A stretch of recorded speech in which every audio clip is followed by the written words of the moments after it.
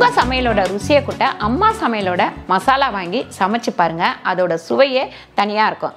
நம்மளோட website link வந்து கீழே கொடுக்குறேன். வெப்சைட்டில் நீங்கள் ஆர்டர் போட்டுக்கலாம். நம்மக்கிட்ட மசாலா, வத்தல், வடகம், ஊறுகாய், முறுக்கு மாவு, அதிர்ச மாவு, சீடை மாவு, இந்த மாதிரி எல்லா வகையான மாவு வகைகளும் நம்மக்கிட்ட கிடைக்கும். வணக்கம், நான் உங்கள் அம்மா வீட்டு சமையல் மீனாட்சி. இன்றைக்கி பார்த்திங்கன்னா நம்ம ஆப்ப மாவு எப்படி ஆட்டுறது அப்படின்னு சொல்லிட்டு பார்க்க போகிறோம். ஆப்ப மாவு ஆட்டிட்டு அதுக்கப்புறம் ஆப்பம் வந்து சுட்டு காமிக்க போகிறேன். வாங்க எப்படி ஆட்டுறதுன்னு பார்க்கலாம். இப்போ நம்ம ஆப்பத்துக்கு வந்து அரிசி ஊற வச்சிடலாம். நான் வந்து ஆழாக்கில் எடுத்திருக்கேன். நீங்கள் டம்ளரில் எந்த டம்ளரில் நீங்கள் எடுக்கிறீங்களோ அந்த டம்ளரில் கரெக்டாக இந்த அளவு எடுத்துக்கோங்க. நான் வந்து 2.5 டம்ளர் வந்து 2.5 ஆழாக்கு வந்து இட்லி அரிசி எடுத்திருக்கேன். அதே 2.5 டம்ளர் பச்சரிசி எடுத்துக்கலாம். ஆப்பத்துக்கு வந்து இந்த மாதிரி ஊற வச்சிங்கன்னா சூப்பரான ஆப்பம் வந்து உங்களுக்கு கிடைக்கும். 2.5 டம்ளர் பச்சரிசி, 2.5 டம்ளர் நமக்கு வந்து புழுங்கல் அரிசி, அதாவது இட்லி அரிசி, 4 ஸ்பூன் அளவுக்கு நம்ம வந்து வெந்தயம் சேர்த்துக்கலாம். உளுந்து வந்து பார்த்திங்கன்னா ஒரு 4க்கும் கொஞ்சம் கூட எடுக்கணும், இந்த மாதிரி எடுக்கணும். இப்போ இதை கழுவி ஊற வச்சிடலாம்.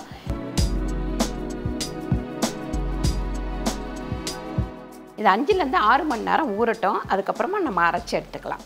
5லேருந்து 6 மணி நேரம் நல்லா வந்து அரிசி ஊறிச்சு. மறுபடியும் ஒரு கழுவி இங்கே தண்ணி வடிச்சிட்டு இங்கே வச்சுருக்கேன். நம்ம அரைச்சி எடுத்துக்கலாம். பாருங்கள், அரிசி நல்லா ஊற வச்சு நான் வடித்து எடுத்து வச்சுக்கிறேன். கிரைண்டரில் போட்டு ஆட்டிக்கலாம். ஃபஸ்ட்டு வந்து இப்படி கொஞ்சமாக தண்ணி ஊற்றணும். பாருங்கள், நம்ம ஆன் பண்ணதுக்கப்புறம் இப்படி வந்து 1 கப் அளவுக்கு சாதம் எடுத்துக்கலாம். இது சாதம் எதுக்கு போடுறோம் அப்படின்னு பார்த்திங்கன்னா, நல்லா வந்து நமக்கு ஆப்பம் வந்து ரொம்ப சாஃப்டாக சூப்பராக வரும். அதுக்காக தான். அது கொஞ்சம் அரைப்படணும். அரைப்பட்டதுக்கப்புறம் தான் நம்ம அரிசியை போட ஆரம்பிக்கணும். மறுபடியும் கொஞ்சமாக தண்ணி ஊற்றணும். இந்த சின்ன கிரைண்டரில் ஆட்டும் போது நம்ம அரிசி போட்டுட்டு கொஞ்சம் தண்ணி ஊற்றணும். இல்லாட்டி அப்படியே நின்றுடும், ஸ்ட்ரெக் ஆகி நின்றுடும். அதனால் கொஞ்சம் தண்ணி ஊற்றிட்டு அரிசியை போட்டுக்கிட்டே இருக்க வேண்டியது தான். நீங்கள் பெரிய கிரைண்டரில் ஆட்டுறீங்க அப்படின்னா உடனே கூட நம்ம மொத்தமாக அப்படியே போட்டுடலாம். இது பார்த்திங்கன்னா இதுக்கு அளவு கிடையாது. இப்படி கொஞ்சம் கொஞ்சமாக நீங்கள் ஊற்றி அரைச்சாலே கரெக்டான பக்குவம் வந்துடும். அதுக்கு நிறைய ஊற்றிடக்கூடாது, கொஞ்சம் கொஞ்சமாக ஊற்றணும். இப்போ கிரைண்டரை வந்து நம்ம மூடி வச்சிடலாம். இது ஒரு 1/2 hour வந்து ஓடணும். அதுக்கு நடுப்புற நம்ம ஓப்பன் பண்ணி கொஞ்சம் கொஞ்சம் தண்ணி ஊற்றி இது பண்ணிக்கணும். ரொம்ப நைஸாக ஆட்டணும் நம்ம ஆப்பத்துக்கு. அப்போ தான் வந்து நல்லா வந்து ஆப்பக்கடாயில் ஒட்டாமல் வரும். கிட்டத்தட்ட நம்ம 1/2 மணி நேரம் நல்லா ஆட்டியிருக்கோம். பஞ்சு போலையே இருக்குது பாருங்கள். மாவு தொட்டு பார்த்திங்கன்னா உங்களுக்கு பஞ்சு போல் நல்லா சாஃப்டாக இருக்கும். இந்த மாதிரி நைஸாக அரைச்சிக்கணும். அப்போ தான் வந்து நமக்கு ஆப்பம் வந்து சூப்பராக வரும். பாருங்கள், நல்லா நைஸாக இருக்குது பாருங்கள். இந்த சாதம் எதுக்கு போடுறோம் அப்படின்னா, இந்த மாதிரி பஞ்சு போல் நமக்கு ஆப்பம் வரணும் அப்படின்னா 1 கப் அளவுக்கு சாதம் போட்டு நீங்கள் ஆட்டுங்க. அப்போ தான் வந்து சூப்பராக வரும். நான் உப்பு வந்து இப்போ நைட்டில் போட மாட்டேன் எப்போவுமே. உங்களுக்கு வேணும்னா நீங்கள் நைட்டில் போட்டுருங்க. நான் காலையில் தான் போட்டு கலக்குவேனே உப்பு, ஆப்பத்துக்கு மட்டும். தோசை மாவு, இட்லி மாவு ஆட்டினா அதுக்கு நைட்டே போட்டு கரைச்சி வச்சுருவேன். அப்படியே நம்ம மூடி வச்சிடலாம். இது எதுக்கு கீழே ஒரு தட்டு வச்சுருக்கேன் அப்படின்னு பார்த்தீங்கன்னா, சில டைம் வந்து நம்ம நினச்சி கூட பார்க்க மாட்டோம் இந்த பாத்திரம் கரெக்டாக இருக்கும் அப்படின்னு சொல்லிட்டு கடைசியில் வழிஞ்சிரும், பொங்கி வழிஞ்சிரும். அப்படி வழிஞ்சால் கூட கீழே போகாமல் நமக்கு வந்து இந்த தட்டில் நிற்கும். அதனால தான் இந்த மாதிரி வச்சுருக்கேன். மூடி போட்ட பாத்திரத்தில் நீங்கள் ஊற்றுனீங்கன்னா அப்படியே வந்து உள்ளவே நிற்கும் கொஞ்சம். நம்ம நேற்றே வந்து அரிசி ஊற வச்சு ஆப்பமாவை ஆட்டி எடுத்து வச்சாச்சு. இங்கே பாருங்கள், இந்த மாதிரி தான் இருக்குது. நம்ம இதில் சாதம் போட்ட தொட்டு இதை பாருங்கள் எப்படி சாஃப்டாக சூப்பராக இருக்குது. இதில் வந்து நீங்கள் வந்து ஆப்ப சோடா மாவு போடணும் அப்படின்னு அவசியம் இல்லை. கொஞ்சம் தண்ணி ஊற்றி கலக்கிட்டு ஊற்றி பாருங்கள். அப்படி புஷ்ஷுன்னு வரலைன்னா கொஞ்சமாக சோடா மாவு சேர்த்துக்கலாம். இந்த பக்குவத்தில் நீங்கள் ஆட்டி வைங்க. காலையில் நம்ம உப்பும் தண்ணியும் சேர்த்து கலக்கிக்கலாம். உப்பு பார்த்திங்கன்னா 1 ஸ்பூன் அளவுக்கு உப்பு சேர்த்துக்கலாம். இப்போ இதில் தண்ணி ஊற்றி நம்ம கலந்துக்கலாம்.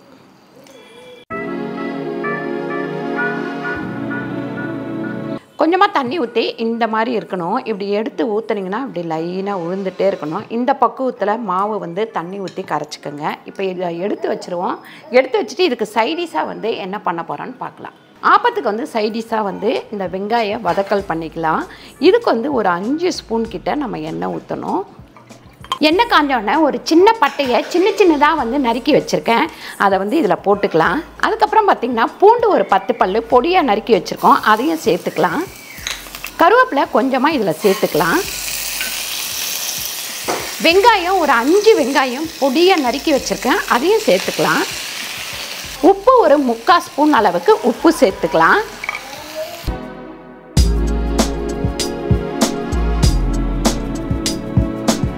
1/4 டீஸ்பூன் மஞ்சத்தூள் சேர்த்துக்கலாம். இதில் கொஞ்சம் நல்லா வெங்காயம் வதங்கினதுக்கப்புறம் நம்ம மஞ்சத்தூள் சேர்த்துப்போம். அதுலேயே நம்ம 1 ஸ்பூன், ஒரு 3/4 ஸ்பூன் அளவுக்கு வெறும் மிளகாத்தூள் சேர்த்துக்கலாம். இது வந்து எப்படின்னா ஸ்வீட்டாகவும் இருக்கும், காரமாகவும் இருக்கும். நல்லா வந்து சுருண்டு வரும்போது 1 ஸ்பூன் அளவுக்கு நம்ம சர்க்கரை சேர்க்கணும். சர்க்கரை இல்லைன்னா நீங்கள் வெல்லம் கூட சேர்த்துக்கலாம். நான் வந்து இன்றைக்கி சர்க்கரை சேர்க்குறேன்.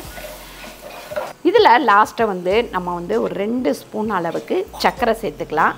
சர்க்கரை சேர்த்துட்டு நம்ம நல்லா வதக்கிப்போம். இந்த மாதிரி சுருண்டு வரணும். இதில் தண்ணி எதுவுமே நம்ம ஊற்றக்கூடாது.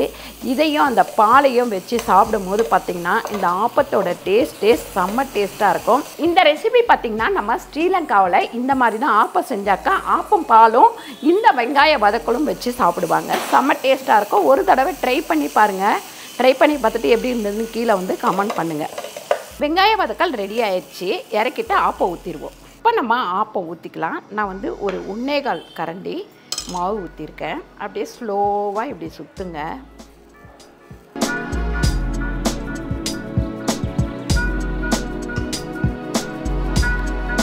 பாருங்க, இந்த மாதிரி நல்லா வெந்ததுக்கப்புறம் நம்ம வந்து ஆப்பத்தை எடுத்துக்கலாம்.